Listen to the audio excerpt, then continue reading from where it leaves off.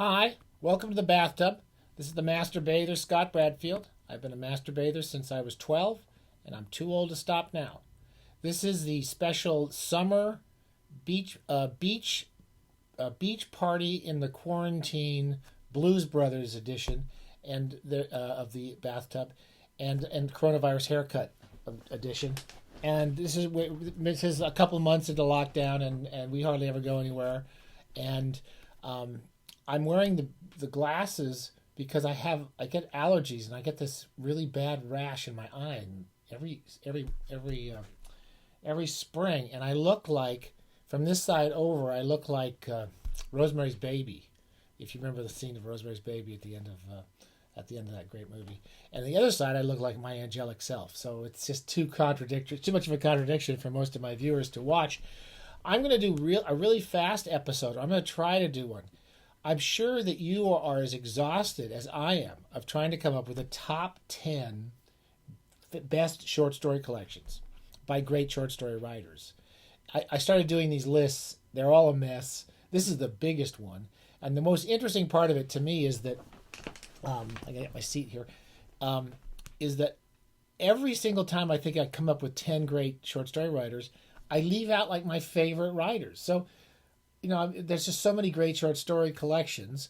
The premise we're looking on is that we're not just looking for a great collection. We're looking for a collection by a writer who did lots of collections of short stories, or who is really an important short story writer, or who we just really love to read.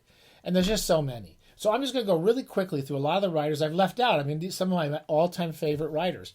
For example, The Martian Chronicles by Ray Bradbury. What kind of idiot? I mean, I've done 30, 40 books of short story collections. I read this when I was 14 or 15. I love this book. I gave it to my son when he was 14 or 15. He loved it 50 years later. So you can't... The Martian Chronicles, Ray Bradbury, all-time great short story writer. He wrote lots of great short stories, but I love the Martian Chronicles. Okay, I'm not a huge Hemingway fan, but how could you do a series of collections of short stories and not mention Ernest Hemingway? One of the most influential short story writers, still a great short story writer. He's a classic. He's dead. He's still fun to read in the bathtub. And I kind of picked this one, his first collection, In Our Time, because it has some of those great early Nick Adams stories, particularly Big Two-Hearted River. But, any collection of Hemingway, how could you do wrong? There's so many. We're trying to avoid, again, this is this wonderful series. We've talked a lot about Lafferty. This is a wonderful series from Centipede Press. They've done 5 or 6 volumes. This has got an introduction by our buddy here, Michael Kurland, who's a wonderful writer, lives in local San Luis Obispo resident. And these are wonderful, beautiful books. They're quite expensive. And we're not mentioning this type of series like we did with Sturgeon, these collected, massive labors of love by small publishers to categorize all the great Lafferty. I'm trying to suggest that we all go and read the books that they put together when they were alive, and I would probably pick R.A. Lafferty's 900 Grandmothers. That's a beautiful old classic paperback, but there are some cheap editions of this, I think, around, and that's probably the one Lafferty I would pick. He published lots of them.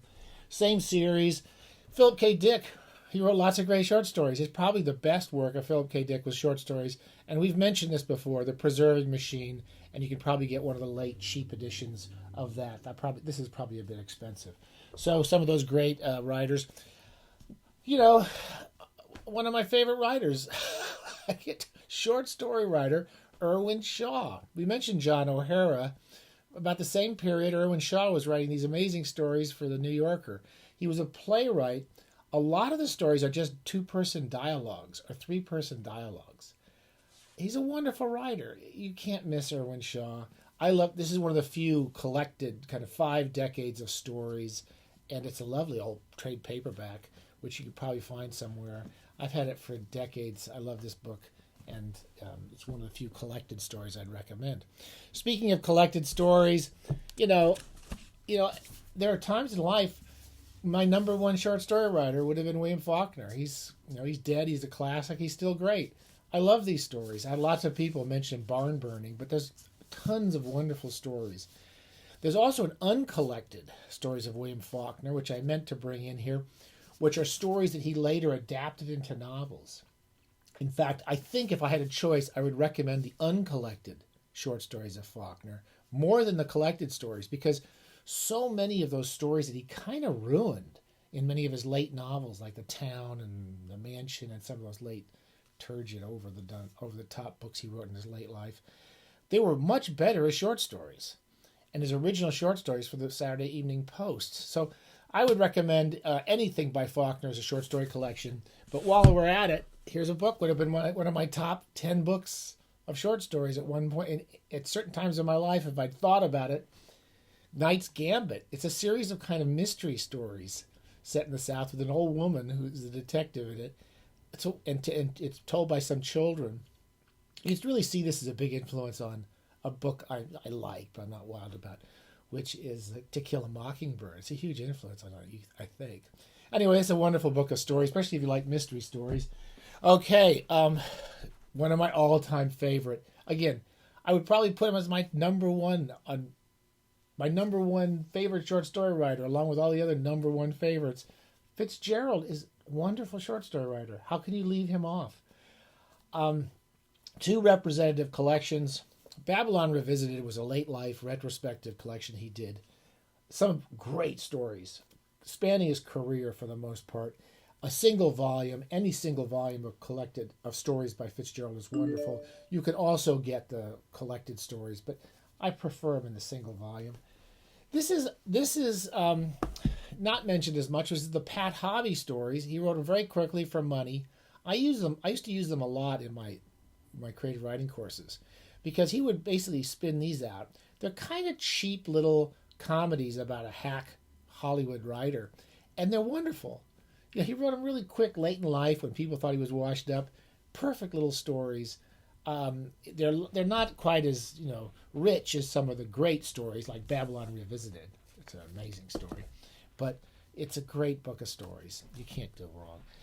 How can you have a top 10 list? Robert Sheckley. We mentioned Tom Dish.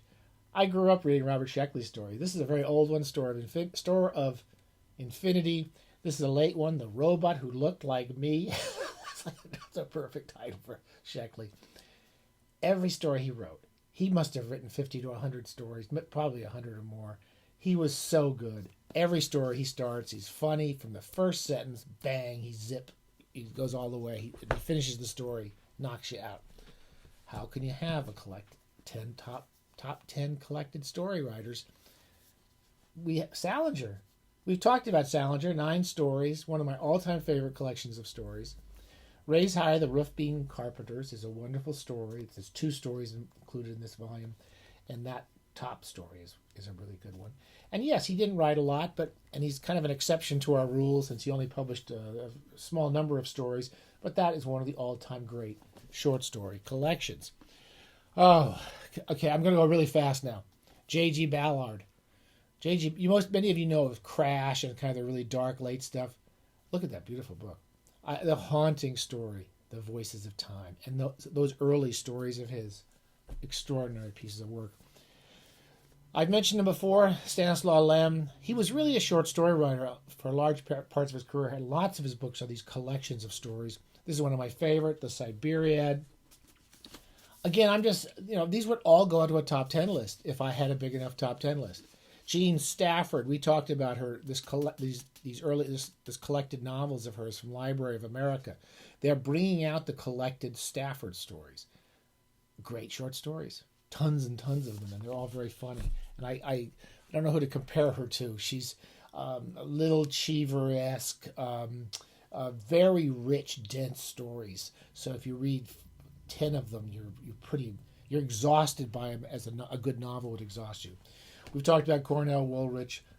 Genre writing has really produced some of the best short story writing of the past 50 years, possibly because there was such a good, lively number of magazines publishing good stories, science fiction, fantasy. I didn't mention Alfred Bester. Alfred Bester is one of my all-time favorites, speaking of science fiction. The Human Comedy, William Saroyan. I'm only putting this in because I don't have any of my old stories of his, which have got lost over the years.